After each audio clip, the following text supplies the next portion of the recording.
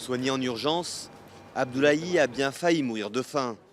Pendant que les médecins le mettent sous perfusion, la mère de ce petit garçon de 2 ans, Hadiza, n'ose pas regarder la scène.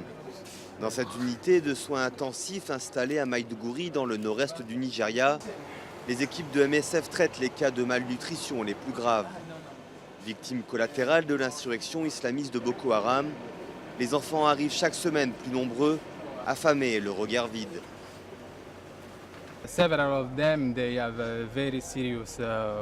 Plusieurs d'entre eux sont dans des états très graves. Ce sont des patients critiques et les maladies que nous voyons tous les jours dans cette unité de soins intensifs sont liées à la septicémie, à la pneumonie, au paludisme et à la diarrhée.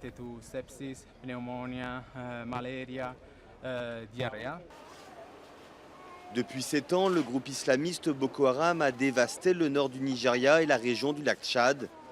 Près de 20 000 personnes sont mortes et plus de 2 600 000 habitants ont été chassés de chez eux.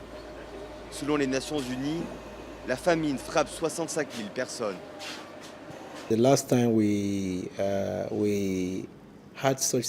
La dernière fois que nous avons eu de tels cas, c'est quand nous avons eu la guerre au Nigeria, quand les gens étaient bloqués derrière les lignes de front et immédiatement après la résolution de la crise, nous étions en mesure d'y accéder et nous avons vu des cas très très graves. Ici, dans le camp de Mouna, plus de 16 000 déplacés essaient de survivre. Les conditions d'hygiène sont précaires. Les équipes médicales se relaient pour diagnostiquer et soigner les plus affaiblis. Mais la situation est encore plus grave dans les zones isolées où les membres de Boko Haram mènent toujours des raids meurtriers, malgré la reconquête de nombreux territoires par l'armée.